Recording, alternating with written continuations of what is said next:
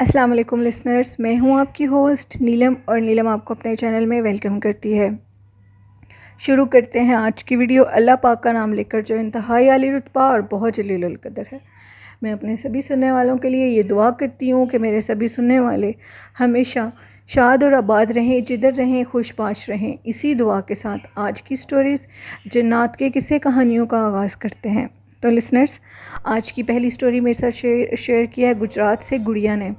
गुड़िया कहती हैं कि आज मैं आपके साथ अपने घर का एक सच्चा खौफनाक वाक़या शेयर करना चाहती हूँ। हम लोगों के घर में एक चुड़ैल का बसेरा है और वो चुड़ैल सबके सामने आती है। वो इतनी खौफनाक है, वो इतनी वहशतनाक है कि जिसका कोई इंतहा ही नहीं है। वो कहती हैं कि 2 साल पहले यानी कि गुड़िया के बेटे की डेथ हुई। वो कहती हैं कि उनके यहाँ एक बेटे की पैदाइश हुई और वो जो बेटा वो 3 माह के बाद उसकी डेथ हो गई। तो गुड़िया कहती हैं कि जो उनकी बड़ी बहन थी वो उनके पास रहने के लिए आई हुई थी, यानी कि जैसे कि उनकी डेथ हुई थी बच्चे की तो इसके सिलसिले में वो आई हुई थी। मेरी जो बहन थी वो बाहर सहन में चारपाई डाली हुई थी और वो सोई हुई थी रात के टाइम। तो अचानक से उनकी आँख खुली। जब उनकी आँख खुली तो वो क्या देखती हैं, सामने वॉशरूम के अंदर एक औरत खड़ी हुई है और जिसके चेहरे के ऊपर बहुत ज़्यादा बाल हैं। देखते ही देखते वो औरत बिल्कुल उनके करीब आ गई और उनके ऊपर बैठ गई।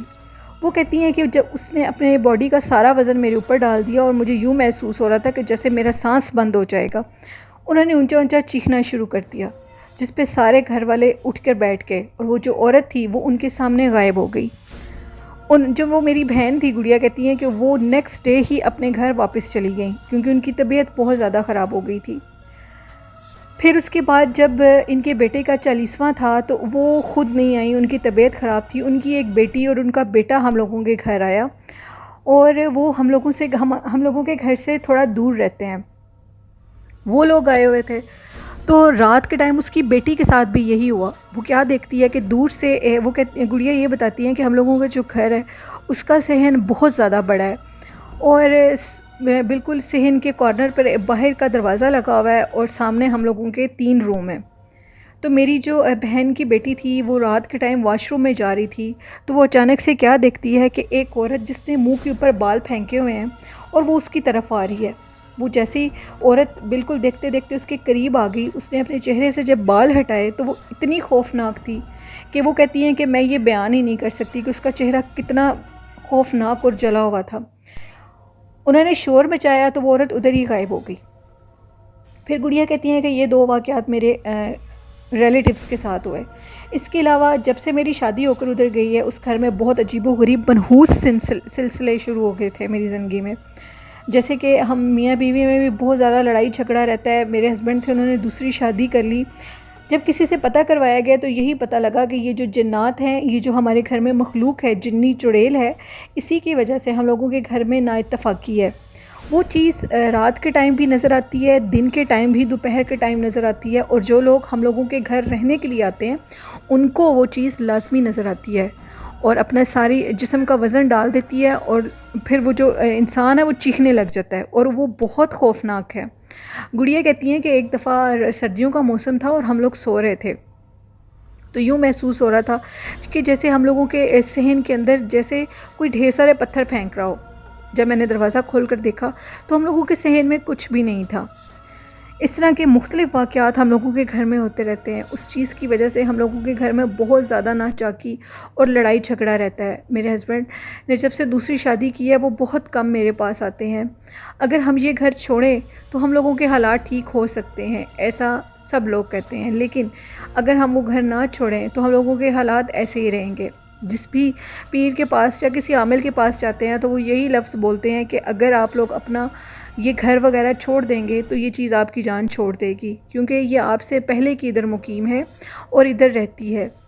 गुड़िया कहती हैं कि सबसे बड़ी बात ये है कि वो चीज़ सबके सामने वाज़िया हो जाती है। वो एक इंतहाई खौफनाक औरत है और उसका जो बाल हैं वो इतने लंबे हैं, उसके कदमों तक उसके बाल होते हैं और वो भी सारे बाल वो अपने मुँह के आगे रखती है। उसके सारे घर में बसेरा है। हम लोगों के घर की चीज़ें इधर से उधर हो जाती हैं, मिलती नहीं हैं, अजीबोगरीब हालात वाक़यात पैदा हो जाते हैं। एकदम में इतनी लड़ाई मियाँ बीवी में हो जाती है। मेरे हस्बैंड बहुत कम मेरे घर आते हैं और जब आते हैं तो इतनी लड़ाई होती है कि वो 2-2 माह घर आते ही नहीं हैं, क्योंकि वो जो चीज़ है वो मुझे इस घर में चैन नहीं लेने देती। मेरे छोटे बेटे की भी डेथ हो गई, वो 2-3 माह का था तो उसकी डेथ हो गई थी। तो उसके गले पे उंगलियों के निशान भी थे। पता नहीं इस चीज़ ने उसके साथ कुछ किया या जो कुछ भी हुआ, मैं इस घर में बिल्कुल भी खुश नहीं हूँ। उस चीज़ का सामने आना, उसकी मनहूसियत हमारे सारे घर पर और हमारे ऊपर। मेरे जो बड़ा बेटा है वो 10th क्लास में पढ़ता है और वो भी यही कहता है कि रात के टाइम मम्मा मुझे बहुत डर लगता है वॉशरूम में जाते हुए। अब हम लोग ये सोच रहे हैं कि हम इस घर को छोड़ दें, इस घर को बंद कर दें, क्योंकि ये घर बहुत ज़्यादा अबेंडेड हो चुका है, वीरान घर है। हम लोग सिर्फ एक कमरे में मैं और मेरा बेटा रहते हैं। मेरे हस्बैंड बिल्कुल भी इधर नहीं आते, वो चीज़ उनको इधर आने ही नहीं देती। वो नाइत्तेफाकी पैदा करती है, बाज़ चीज़ें नुकसान भी देती हैं और नाइत्तेफाकी भी पैदा करती हैं। तो गुड़िया कहती हैं कि मैं सबको ये कहना चाहती हूँ कि जब भी आपके घर में अगर कोई ऐसी चीज़ हो जिसकी वजह से आपके घर के हालात, माशी और समाजी हालात आपस में ख़राब हो जाएं, तो प्लीज़ आप ऐसे घर को छोड़ दें, ऐसे घर में मत रहें। और अगर कोई अल्लाह वाला या कोई बुज़ुर्ग भी इस चीज़ की तशख़ीस कर दे कि इस घर में जन्नात का बसेरा है, तो इस घर को फ़ौरन छोड़ दें और ऐसे घर में बिल्कुल भी मत रहें।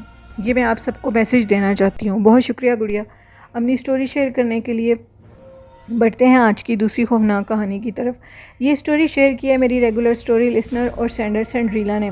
सेंड्रीला कहती हैं कि मैं बहुत मुश्किल से आपके साथ अपनी स्टोरीज़ शेयर करती हूँ, अपनी कज़न से, अपनी फ्रेंड से पूछकर, और ये जिन के साथ वाक़यात पेश आते हैं मैं उनसे स्टोरीज़ ऐसी पूछती हूँ, क्योंकि मुझे खौफनाक कहानियाँ बहुत अच्छी लगती हैं और इनमें मैं बहुत ज़्यादा दिलचस्पी रखती हूँ। इसलिए मैं ये स्टोरीज़ आपके साथ भी शेयर करती हूँ और अपने फ्रेंड्स और फैमिलीज़ में जिनके साथ ऐसे वाक़यात पेश आते हैं, मैं उनसे ऐसी स्टोरीज़ सुनकर आप तक पहुँचाती हूँ। तो बहुत शुक्रिया सेंड्रीला इतनी मेहनत करने के लिए। और मेरे लिसनर्स को भी आपकी स्टोरीज़ बहुत पसंद आती हैं, आप अपनी स्टोरीज़ रेगुलर शेयर किया करें। सेंड्रीला कहती हैं कि हम लोगों के घर के पास थोड़ा सा आगे करके एक पार्क बना हुआ है जहाँ पे बच्चे खेलने के लिए जाया करते हैं। बच्चे उस पार्क को बहुत पसंद करते हैं, लेकिन मैं आपको ये बता दूं कि वो जो पार्क है वो मगरिब के टाइम पे बहुत ज़्यादा अबेंडेड और वीरान हो जाता है, जिसकी वजह से उधर मगरिब के टाइम पर बच्चे नहीं जाते, क्योंकि अक्सर लोग कहते हैं कि मगरिब के टाइम पे ये जगह खुली है बहुत, तो इधर जन्नात वगैरह का बसेरा है। इसलिए ज़्यादातर वालिदैन अपने बच्चों को मगरिब से पहले पहले उधर से घर ले आते हैं। तो एक दफ़ा मैंने, सेंड्रीला कहती हैं कि मोहल्ले वालों ने देखा कि 2 बच्चियाँ थीं, वो उधर झूले ले रही थीं, यानी कि वो बच्चियाँ आपस में बैठी बातें कर रही थी, झूले ले रही थी। तो मगरिब का टाइम होने वाला था। मैं आपको ये बताऊं कि उस पार्क के अंदर एक कैंटीन भी बनी हुई है और वो कैंटीन भी मगरिब की अज़ानों के साथ बंद हो जाती है। अभी मगरिब की अज़ानों में कुछ देर बाकी थी, तो उनमें से एक बच्ची ने कहा कि मैं कैंटीन से चीज़ लेने के लिए जा रही हूँ, तुम भी मेरे साथ आओ। जिस पे उस बच्ची ने कहा कि मैं तुम्हारे साथ नहीं जाऊँगी, तुम अकेली चली जाओ, मैं तुम्हें देख रही हूँ, मैं इधर ही झूले ले रही हूँ। खैर उस बच्ची ने कहा ठीक है कि मैं अकेली चली जाती हूँ कैंटीन से चीज़ लेने के लिए। जैसे ही वो बच्ची कैंटीन की तरफ गई, तो वो जो दूसरी पीछे बच्ची बैठी हुई थी उसने ऊंची सी आवाज़ लगाई और कहा, उसका नाम लेकर, कि तुम्हारे साथ ये बच्ची कौन खड़ी हुई है। जिस पे उसने कहा कि मेरे साथ तो कोई बच्ची भी नहीं खड़ी हुई। तो उस बच्ची ने जो झूले पर बैठी हुई थी उसने ये चीज़ देखी और कहा कि तुम्हारे साथ एक बच्ची खड़ी हुई थी और मेरे देखते देखते वो बच्ची गायब हो गई है। वो जिस बच्ची के साथ ये वाक़या पेश आया था, यानी कि जो बच्ची ये देख रही थी और जो बच्ची कैंटीन से चीज़ ले रही थी, उसने ये बताया कि वो जिस बच्ची ने कैंटीन से उसको चीज़ लेते हुए देखा और उसके साथ एक गैर मरी मखलूक को देखा, वो बच्ची उधर ही बेहोश हो गई। वो जो बच्ची कैंटीन से चीज़ ले रही थी उसने फ़ौरन उसके घर वालों को जाकर बताया और कहा कि उसकी तबीयत ख़राब हो गई है। वो सारे घर वाले गए, उसको उठाकर घर ले आए। वो जिस बच्ची के साथ जो बच्ची कैंटीन से चीज़ ले रही थी उसने फिर सबको ये बात बताई कि इसने मुझे ऐसे बात कही है और उसके बाद इसकी तबीयत बहुत ज़्यादा ख़राब हो गई है।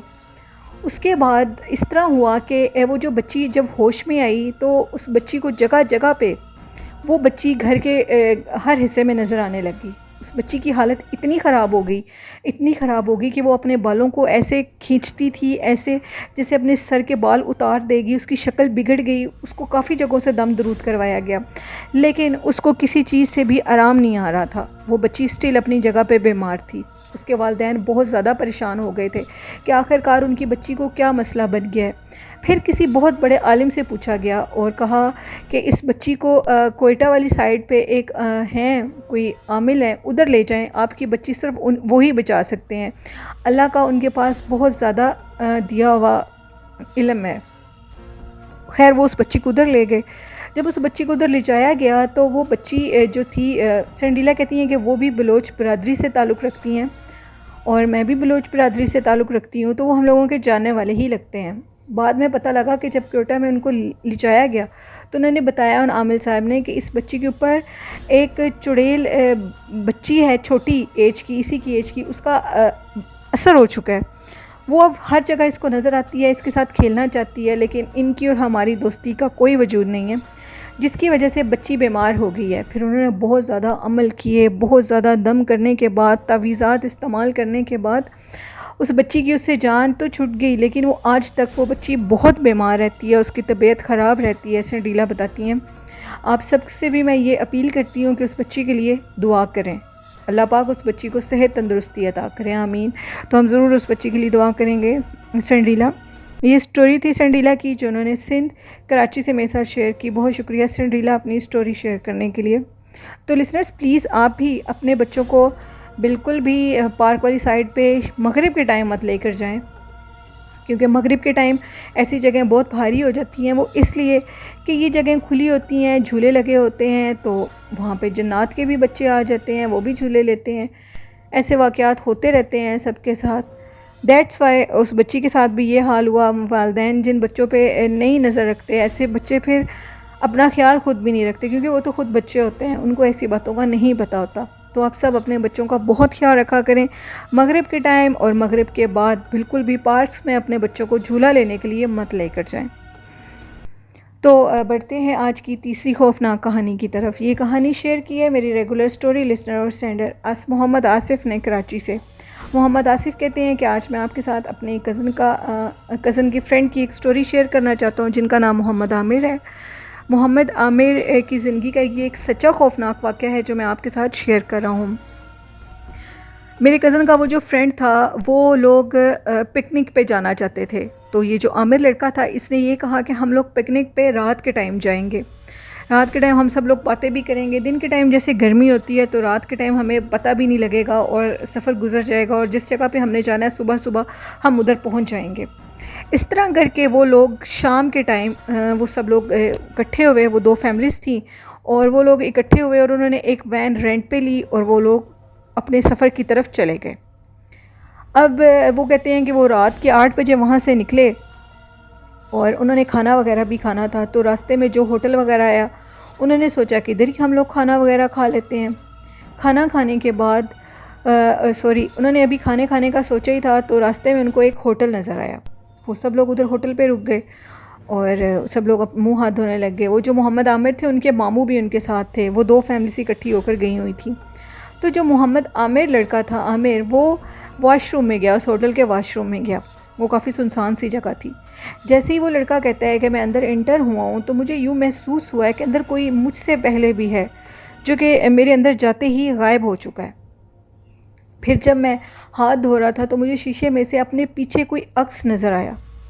खैर उसी टाइम मेरी तबीयत कुछ ख़राब होने लगी और उसके बाद मैं फ़ौरन आ गया। खाना रेडी था, बिल्कुल सब लोग खाना खा रहे थे। अभी मैं आकर बैठा हूँ तो मुझे सारे ये कहने लगे कि तुम्हारी शक्ल से लगता है कि जैसे अचानक से तुम्हारी तबीयत ख़राब हो गई है, क्योंकि आमिर की तबीयत ख़राब हो गई थी। उसका जिस्म भारी हो गया था और उसको महसूस हो रहा था कि जैसे उसका जिस्म थकावट से बहुत थक गया हो। वो कहते हैं कि आमिर ने जैसे ही खाना खाना शुरू किया तो सब ने खाना खा लिया, लेकिन आमिर खाना नहीं छोड़ रहा था। वो खाना खाए जा रहा था, वो छोड़ ही नहीं रहा था खाने को। हत्ता कि सब लोग हैरान हो गए उसे देखकर कि ये क्या कर रहा है, इतना ज़्यादा खाना ये अकेला इंसान कैसे खा सकता है। तो तंग आकर मेरे मामू ने, यानी कि आमिर के मामू ने, वेटर से कहा कि तुम अब खाना मत लेकर आना। जब आमिर ने ये बात अपने मामू के मुंह से सुनी तो वो फ़ौरन उठकर अपने मामू का गिरेबान पकड़ने लगा और उनके मुंह पर बहुत ज़ोर से थप्पड़ मारकर ये कहने लगा कि तुम होते कौन हो मुझे खाना खाने से रोकने से। जिस पे जो आमिर की अम्मी थी, उन्होंने आमिर को पकड़ा और धिक्का देकर नीचे गिराया। वो ये समझ चुकी थी, वो एक इबादत गुजार खातून थी कि मेरे बेटे के साथ मसला कुछ और बन चुका है। उन्होंने अपने भाई से कहा कि तो इसने जो तुम्हें थप्पड़ मारा है इसका तुम बुरा महसूस मत करना, क्योंकि आमिर के मामू भी ये समझ गए थे कि इधर इसके ऊपर किसी चीज़ का असर हो चुका है। तो वो जो आमिर के मामू थे, उन्होंने फ़ौरन उसके सर पे हाथ रखा और कुछ पढ़ना शुरू कर दिया। वो यानी कि कुरान पाक की कलाम पढ़ने लग गए। जैसे ही कुरान पाक की कलाम पढ़ने लगे तो वो जो आमिर था वो बेहोश हो गया। बहुत मुश्किल से घर वालों ने उसको उठाया और उठाकर उसको गाड़ी में डाला और सब ने पिकनिक पे जाने का इरादा मुलतवी कर दिया, क्योंकि उसकी तबीयत बहुत ज़्यादा ख़राब हो चुकी थी। उसको जब घर ले जाया गया तो उसको कुछ होश आई, वो कुछ होश में था।